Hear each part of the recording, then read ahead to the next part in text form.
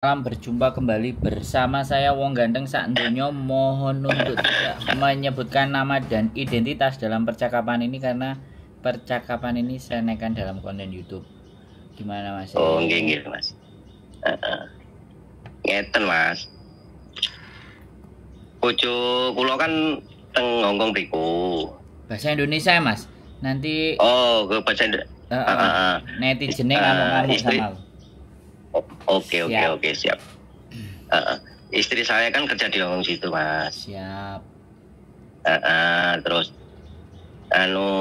apa itu saudaranya majikannya itu mau cari pembantu PRT lagi gitu loh. Terus dia itu mau membawa adiknya yang dari Indo gitu loh, Mas. Siap. Terus terus maksudnya istri saya itu suruh masukin ke agennya sampean gitu.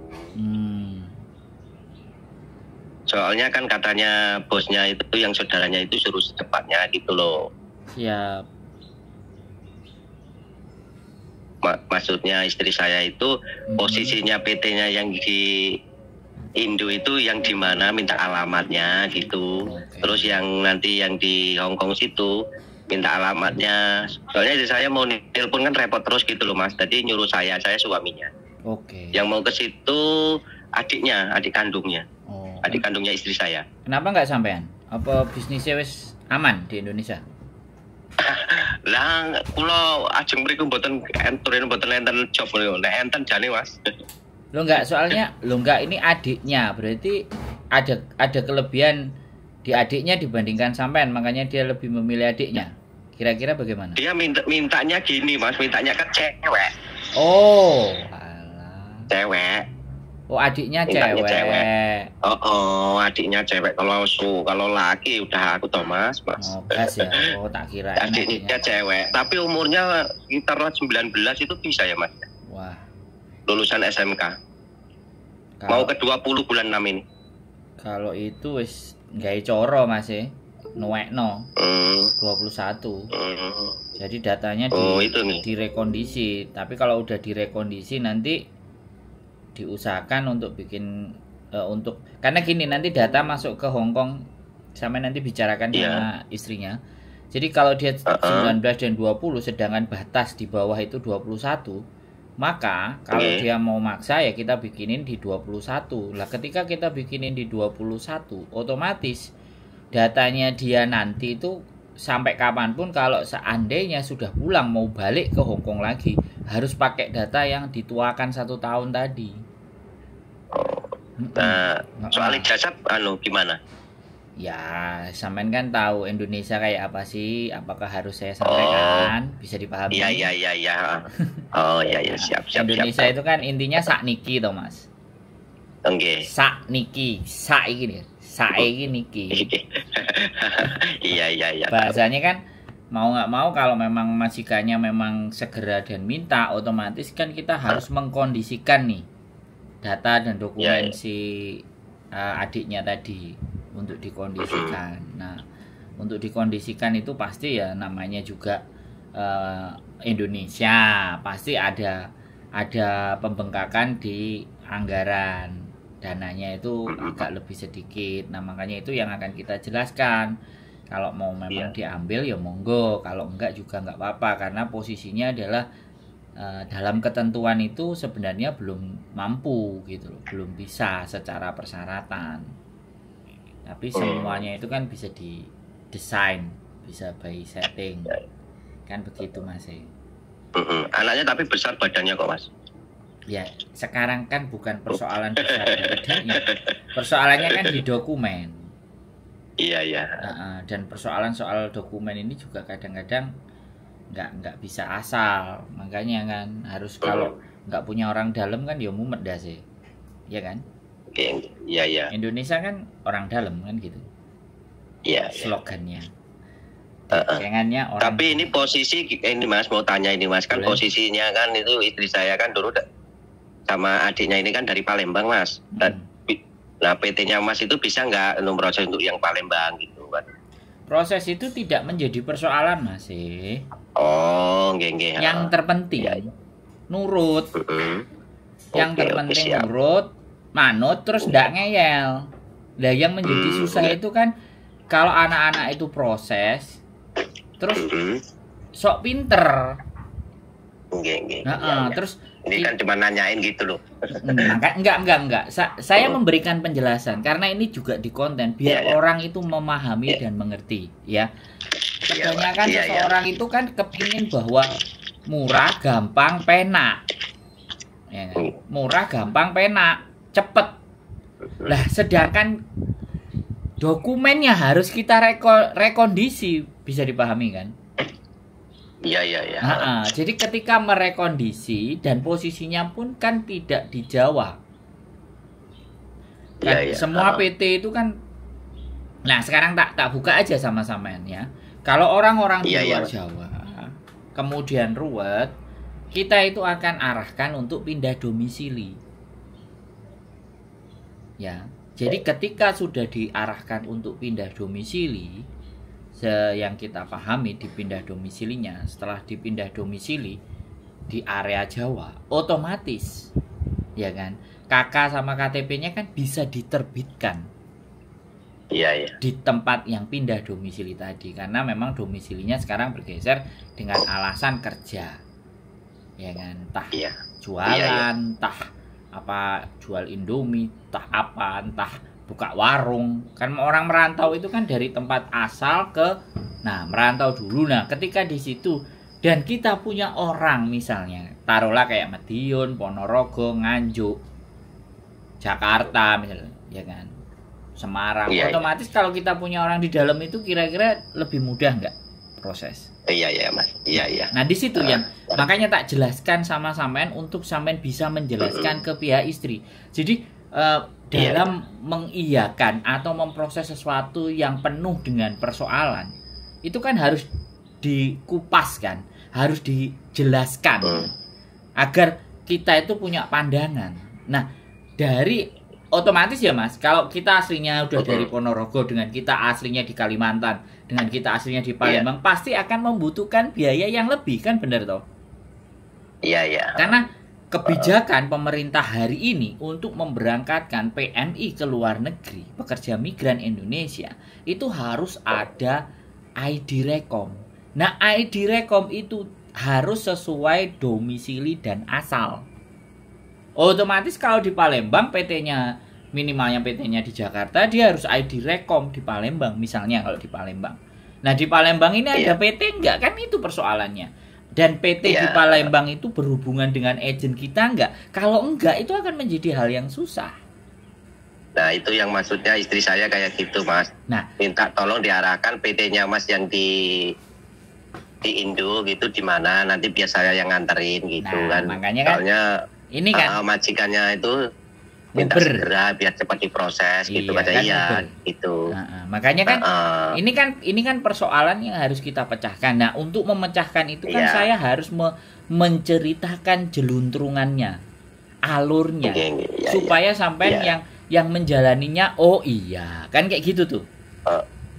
Nah, jadi nggak ada orang PT yang memberikan penjelasan kayak saya ini, nggak ada. Nah, makanya itu istri saya kan lihat YouTube-nya Mas Sandro gitu kan. Kalau saya kan cuma di sini juga cuma nguli bangunan, Mas, jadi kan repot. Enggak. Tadi malam dia ngomong. Gitu. Ini persoalannya bukan, jangan disebutkan pekerjaan sampean atau strata pendidikannya. Itu bagi saya bukan hal yang penting. Yang paling penting dalam hidup saya adalah ketika seseorang tidak tahu, dengan pengetahuan saya memberikan gambaran. Nah, selanjutnya kan kembali keputusannya yang saya kasih tahu, yang bertanya kan kembali lagi. Tetapi kan alur ceritanya kan jelas toh, gamblang gitu loh, Mas. Iya, masalah gamblang, Mas. Nah, karena hidup itu lebih enak ketika kita open kan, kita terbuka, kita ngomongin kan kayak gitu tuh, Mas. Itu menurut saya. Terlepas rezeki itu mau datang dan tidak, ketika kita manusia yang bisa jujur, bisa terbuka, ceritanya kayak gini, it's okay apa enggak? Kamu boleh percaya atau tidak, kan kayak gitu kita bicaranya, Mas. Iya. Nggak apa-apa, makanya nanti dijelaskan sama pihak istrinya kalau istrinya tidak bisa menelpon saya. Lah nanti kalau memang begitu, saya tak berkoordinasi dengan elemen-elemen yang notabene-nya bisa kita tanya bagaimana kalau situasi dan keadaannya kayak gini. Kalau bisa ya kita sampaikan. Kalau kita sampaikan bisa, otomatis nanti majikannya bisa datang ke agent kami. Baru kita urus. Atau kita situasi dulu, kita atur dulu yang di Indonesia supaya datanya fix, baru majikannya tanda tangan. Karena mbaknya juga harus dijelaskan untuk ke majikan bahwa adiknya yang dia minta itu usianya nggak mencukupi. Karena Hong Kong itu kan serba semuanya tertib ya Mas, dan disiplin. Gak iso, gak iso. Iso. Jadi bukan gak iso digawe iso. Terus iso sebenarnya bisa dibikin nggak bisa. Itu Hong Kong tidak begitu. Kalau Indonesia bisa begitu gitu. Bisa dipahami. Iya. Jadi nggak enak ini ngomongin bangsanya tapi kita. Tapi majikannya katanya udah dikirimin fotonya mau sama anaknya itu, sama adiknya. Ya, makanya kan soalnya tadi gini. Malam kan istri saya nelpon. Nah, majikannya mau kan karena percaya karena kakaknya. Iya. Itu kekuatan pihak ketiga, Mas. Iya. Jadi orang Hong Kong itu tipenya kalau sudah percaya begitu. Makanya bojoku pada saat memberikan penjelasan ke majikannya, ini kayak gini loh keadaannya. Dan Yani Lin Sikun itu pemerintah Indonesia itu begini. Otomatis kalau udah kita ceritakan kayak gitu ke orang Hong Kongnya kan, oh ya wis, aku jadi ngerti. Nah kalau ngerti kan memaklumi proses. Karena orang Hong Kong itu ketika sudah bayar dan omongan kita meleset masih, itu sudah sampai besok sama lusa kita nggak kepake masih. Oh iya. Itu ngerti Mas. Makanya kan saya berhati-hati dalam menyuarakan konten walaupun kontroversi dan ataupun mungkin beberapa PT atau agent nggak seneng dan nggak suka. Bagi saya yang terpenting adalah saya memberikan ceritanya itu begini. Yang terjadi faktanya itu begini. Biar teman-teman itu juga menyadari dan tahu. Oh harusnya begini. Oh kalau kasusnya begini harusnya kayak gini. Kalau kondisinya begini harus kayak gitu. Jadi di situ persoalannya. Nah begitu ceritanya masih. Jadi apa yang sudah saya sampaikan monggo disampaikan ke pihak istrinya sanjenengan. Nanti saya tak coba koordinasi sama bojo. Soalnya bojoku sekarang lagi ke imigrasi, lagi nggak tahu urusin apa, anak renew apa anak mau proses atau bagaimana. Dan dia belum pulang. Nanti kalau pulang saya bilang. Nanti kita juga koordinasi sama bagian Indonesianya, posisi di Palembang, usianya sekian. Bisa diatur nggak? Bisa ditata nggak? Kalau memang bisa diatur dan bisa ditata, dikondisikan sekian, ya nomornya itu kita akan kasih. Supaya nanti juga bisa memberikan penjelasan atau kami yang ngasih penjelasan ke Mbak E. Nah, posisinya maksudnya kan posisinya di Jawa atau di Jakarta. Ya maksudnya kalau di Jawa itu pasti masih. Iya. Nanti kan biar saya yang nganterin gitu loh Mas, gitu kan. Posisi di Jawa itu pasti, tapi kalau majikannya sudah fix itu yang lebih enak, ya kan? Udah fix Mas, itu katanya malah secepatnya harus ke PT gitu kan. Ngomongnya gitu majikannya tadi malam. Nah, makanya langsung telepon terus itu minta ngambil nomornya Mas Sandro dari YouTube itu istri saya kan, karena lihat terus gitu kan.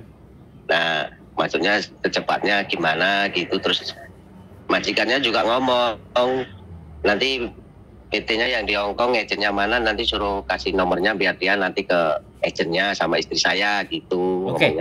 Gitu. Sekarang langsung aja kita gini aja, sampai kalau boleh dokumen adiknya itu suruh scan aja nanti kirim ke nomor saya. Oke siap Mas. Jadi kalau datanya udah terlihat sama kita, maka kita bisa kondisikan. Dokumennya apa aja Mas? KTP, KK, akte, terus ijazah. Belum menikah ya?